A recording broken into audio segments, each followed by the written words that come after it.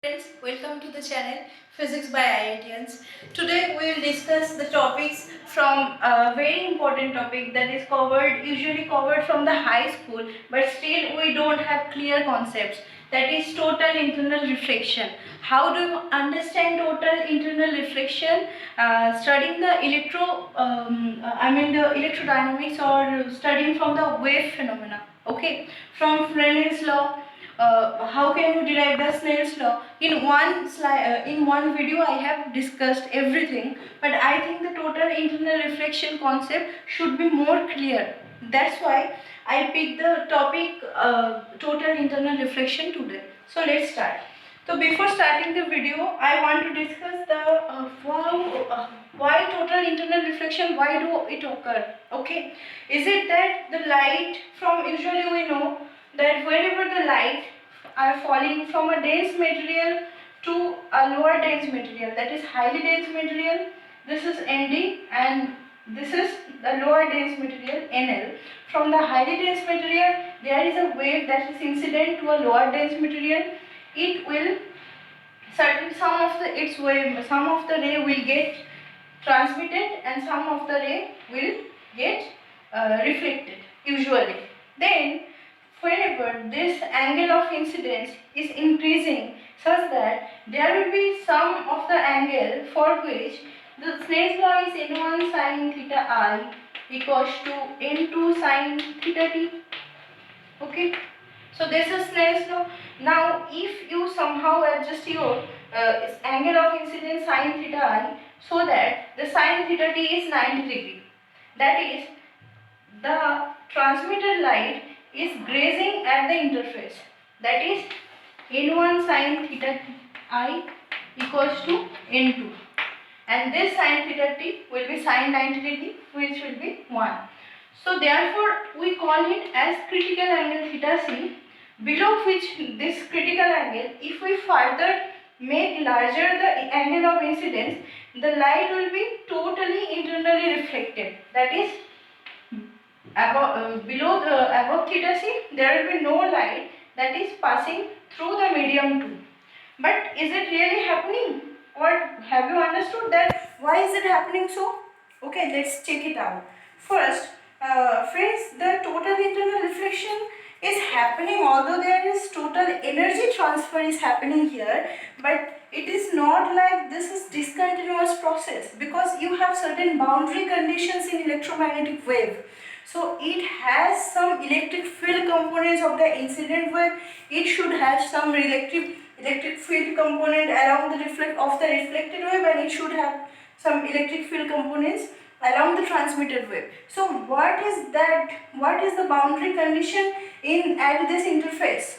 Will how the abrupt change will happen at the boundary, or what is that? So let us check it out. So whenever the total internal reflection is happening, we don't talk about the medium of the metal. We only talk about the medium of dielectrics. Why is it so?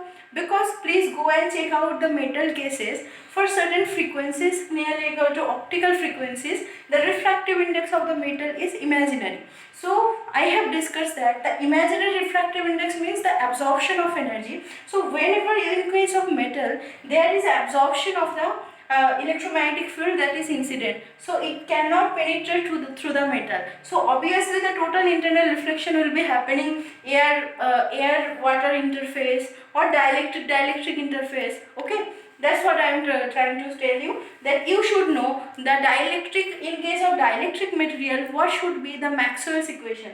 So for the dielectric materials there will be some bound charges. Okay, there will be no free charges, but there, due to the bound charges, that is the electrons that are bound to the ions or nuclear ions, it will vibrate with it will vibrate with certain frequency. So there will be bound charges, and there will be some polarization, because whenever there is bound charges there will be bound current, there will be bound current density, there will be, due to the polarization also, there will be some Jp, that is you have the total rho, that is charge density in case of any medium, will be rho f plus rho b, but in case of dielectric, the rho f, that is rho free charge, will be 0, and the rho will be only rho b, that is due to the bound charges inside the medium, and J should be the total current density is Jf due to J free, that is free charges, Jb, that is due to the bound charges, and Jp, this is the polarization current, that is rate of change of polarization with respect to time. Okay, so in case of dielectric materials, Jf will be 0 and there only will be Jb and Jp. Okay, now suppose you have some wave at the interface. Suppose the wave is incident along this direction and it is incident xy plane, and suppose the electric field is perpendicular to the plane of incidence. So this is the propagation along this direction, so you can decompose it into two components. Along x this is kx and along y this is ky. Similarly, you take for the reflected wave, k double prime will be the propagation constant, and along the kx it is kx double prime, along y it is ky double prime, and for the reflected wave cases it is k prime, where along x is kx prime and along y is ky prime. So please go through the Fresnel's law, where the derivation of Snell's law and the laws of reflection has been done, and you can find it out. I just simply discuss it, that whenever in case of dielectric materials, the Maxwell's equation will be modified like this way. Okay, where del dot E equals to minus del B del T. This is the Faraday's law, and del dot E equals to rho by epsilon naught, where rho will be rho b, and rho b is the bound current density, charge density, and that is minus del dot b. This is arising from the polarization. Okay, and del dot b is 0, and 1 by c square into curl of b equals to 1 by epsilon 0 del p del t plus del e del t, because this will be j plus del d del t. Now jf will be 0, so you will only find out the del d del t, and d equals to epsilon naught e plus p. So you just simplify it, you will get this 4 equation, Maxwell's equation in case of dielectric medium. So whenever you are finding dielectric medium, what do you trying to get? You want to get at what is happening at the boundary. You are applying Maxwell's equation to find out what is exactly happening at the boundary, and from the boundary conditions are E naught epsilon naught E1 plus P1 along x, that is for the medium one, will be the same as the medium 2. This quantity should be constant along x. Another is the electric field components should be not constant, should be continuous. This also, the electric field components along the x direction and along the z direction will also be continuous. And for the, if the material is non-magnetic, where if we take that mu1 equals to mu2 equals to 1, then the magnetic fields are also equal. So what will be the electric field vector for the incident light, for the reflected light, for the transmitted light? For the incident light electric field vector we can write as, let me first erase it out because it is so much gathering. So the electric field vector for the incident electric field, we can write it as E naught is the amplitude of the electric field vector e to the power iota omega t minus kxx minus kyy. For the reflected light we can write as E naught prime with the different amplitude, not E naught but E naught prime e to the power iota omega prime t minus kx prime x minus ky prime y, and Et will be E naught double prime e to the power iota omega double prime t plus kx x prime minus ky y prime. Okay. Now you tell me that why I am taking the different omegas. You know, from the for the continuous, when you are putting the equations, boundary conditions to these equations, you will get the boundary conditions which I have already discussed, which are coming from the Maxwell's equation. So you will get that there will be no change in frequency, that is omega double prime will same as omega prime will be same equal to omega, and the k, that is the how k vectors are related to each other, that is k double prime square by n2 square will be equal to k prime square by n1 square will be equal to k square by n1 square. So all the things you are getting from that, you are putting the boundary conditions to this electric field vectors, and you are getting these equations. So now come to the total internal reflection. Now from the Snell's law, I have already discussed that at theta c, n sin theta c will be 1. So we can write that the kx double prime square equals to k prime double prime square minus ky double prime square, because the k double prime square equals to kx double prime square plus ky double prime square here. Now this k double prime square, you can get that k double prime square is n2 square by n1 square into k square. So after putting the value, you get here k double prime x, that is the transmitted propagation vector square, is equals to omega square by c square into 1 minus n square sine square theta t. What is happening if n sine theta I is greater than 1?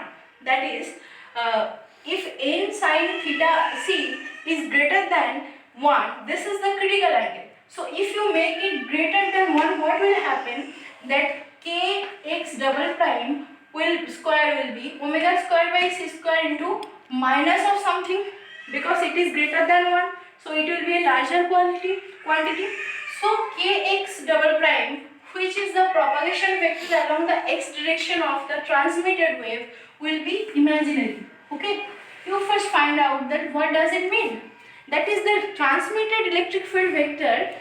If you take the if you make the angle greater than the critical angle, the transmitted electric field vector will have magnitude E naught double prime and will have a propagation that is e to the power I plus minus k imaginary into x along x direction, and e to the power I omega t minus ky into y. So if this is k imaginary, which we are getting that kx double prime we are writing as ki. That is the denoting this, the kx double prime is imaginary. Okay, this is I am writing as ki. So what does it mean? That exponentially either increasing wave or decreasing wave along the interface along x direction. Now physically you can realize that exponentially increasing function, there is no meaning, there is nothing, and it is exponentially increasing. So you have to take obviously the exponentially decreasing function. So what is happening with the transmitted wave? The transmitted wave is happening that there is an exponentially decaying wave function along the x-axis. Okay, so the wave amplitude drop exponentially with increasing x. And what is the order of the decreasing? The order will be the order of lambda naught. Lambda naught is the wavelength of the incident light. So what is happening, or what I am trying to say, that it is not correct that whenever you are thinking that there is total internal reflection and there is nothing, no wave is going, nothing of the incident wave is going this medium, the total nothing is happening to this medium 2 and medium 1. Suppose in case of total internal reflection, we usually think that nothing is happening with the medium 2, but it is not true. Since the electric field components, the parallel components of the electric field are continuous to the two medium, so in between them there surely be some interaction of the electric field with this medium. And what will be the interaction? The interaction in the form of exponentially decaying wave. So you will get some electric field, but the energy will not transfer to this, because this is not a propagating wave, and the energy will be, the power will be only transferred to this direction, but you will get some evanescent kind of wave along this x direction, that is exponentially decreasing wave, and this is called evanescent wave. So what is the application of the total internal reflection? Now first of all, whenever we are getting something that the energy can be totally internally reflected, there is no loss of energy. So the basic concepts of optical fiber or basic application of optical fiber, what is happening there? There is total internal reflection, that we need to transfer our information from somewhere to some much distance away. So there should be minimum loss of the information, or the total power should be should go transfer without no loss. So we can easily find out that the total internal reflection will make its role, so that the information which is generating here, it can go through this optical fiber, and it can reach to another place without any loss. Okay.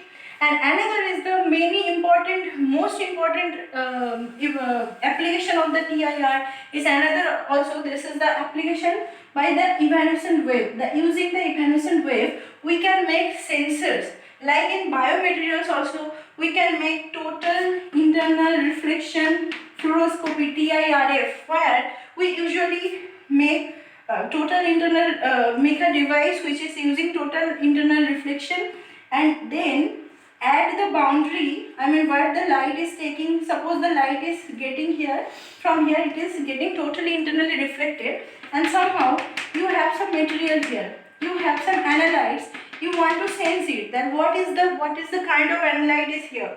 So there will be some kind of evanescent wave that will be penetrating from this to this another medium, that is sensing medium, which you want to the analyte medium. So this, if you just analyze this, then you can get some information about the analytes. Okay. So there are much more other applications. In case of waveguides also, the sensors also, you make some kind of sensors, and if you take the evanescent wave, and if you can take the evanescent wave such that it will excite the surface plasmons of the metals, and it will also give you some good sensing. So the basically is what I want to tell you, that total internal reflection is not random. There is some basic physics, and the physics is very beautiful. So friends, keep supporting us. Please like our video, share our videos, and subscribe to our channel. Thank you.